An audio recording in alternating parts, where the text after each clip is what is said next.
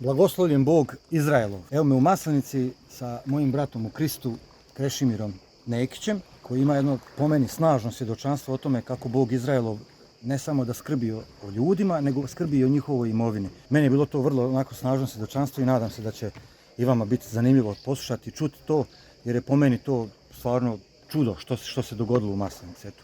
Krešo, moj brate ljubljeni, ajde sada Evo ovako, reći šta se dogodilo. znači ja brod vežem sa sve 4 strane.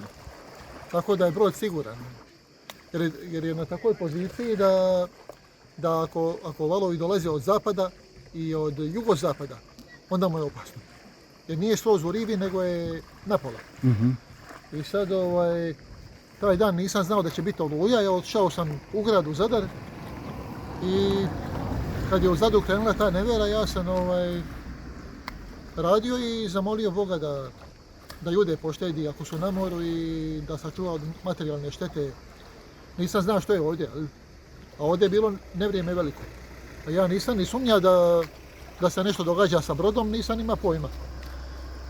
I došao sam drugi dan ovdje ujutro, možda da idem vidjeti vršu, a onda sam našao brod s jedne strane, znači baš one strane gdje se ne smije nikako konop popustiti, tu je bio popušten konop, da je brod mogao udarati u rivu.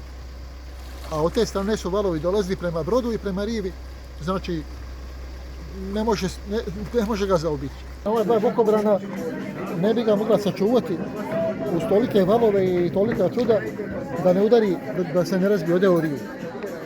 Jer konop onaj tamo ništa nije držao. Znači oni, otamo su dolazili valovi i on bi bio razbijen sigurno. To je sila. A čekaj, on je bio na tome mjestu tu, jel? Da, on je tu stavio. Da. U biti s njega i ovi drugi brodovi tukli, jel tako? Ovaj ga je mogao tući, ali se ovaj konop odveza. Da. Ali su onda dečki, čuo sam da su dečki došli od ovog broda i da su oni natezali svoj brod da ne udara u more. Ali je tvoj bio slobodan koji je... On je bio u sili, to je kako je to sila došla, ono je odvezalo brod a tamo je popustilo konop. Da. To je bila sila, nezapamćena ta lebičada, vjetar. Nevjerojatno. Čudo, eto. Čudo, da. Ne znam što je bilo, ali po svemu sudeći, brod je mora biti razbijen jer onaj mali bokobran ne može ga sačuvati od tolikog udara, od tolikih valova. Tako da ja vjerujem da je Bog učinio čudo, a neka mi Bog oprosti ako sam nešto krivo rekao. Znaš šta je meni zanimljivo, ono kad si rekao, ja sam danas saznao, ti si rekao 20-30 brodova da je razbijeno. Ne, piše na morski HR. Ja sam danas saznao 26, točno brojkom. Eto, vidiš. 26 brodova da je uništeno, da je ono. Razbijeno, a na tvome brodu nema ni zareza, nema ničega, jel? A moralo je razbiti i mogar, to su udari, jaki udari, jel? Tako da... Da. Tamo si mi rekao da ga je bacalo metar, da ga je bacalo. Konobar je rekao da su brodovi skakali metar iznad rive. Da je to bilo čudo. Znači cijela poanta je, ako sam ja dobro tebe shvatio, Krešo, da je tu razbijeno oko 30 brodova je totalno uništeno, jel? I tvoj brod koji je bio... Znači njega je vjetar odvezao. Da. Znači ta oluja, kao i druge brodove koji su vjerojatno, kako je to udaralo, kako je radilo to, ti valovi kako su radili, kako su brodovi radili gore dolje, tako se konop zna odvezati. Što je nevjerovatno.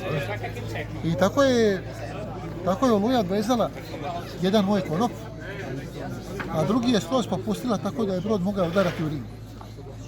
I znači tu gdje je mogao udarati u rivu brod, moglo ga je samo čudo spasiti, da ne bude razbijen. Da. Uz tolike valove i toliko oluju, nezapamćenu tu lebičadu, nemoguće je da brod ostane pored rive, a da ga ne razbije. Da ga ništa ne drži.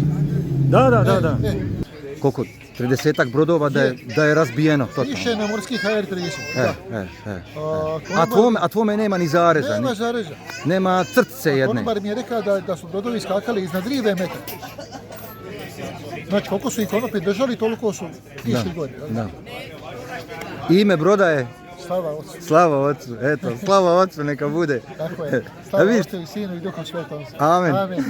Aleluja. Aleluja. Vidiš ti kako se Bog brine o svojima. A je, ako sam što krivo reka, neka mi Bog oprosti, jer ja nisam bio tu, ne znam. Ali Ti svjedočiš da ti je Ja brod svjedočim- čitav, da su drugi brodovi Tako je, polupani, brod a je da je bio tvoj, tu, tako tvoj je, čitav. i brod je Tako bio je. tu. I da je bio, E, da je se e. odvezao, da bi prema svim parametrima je trebao biti razbijen.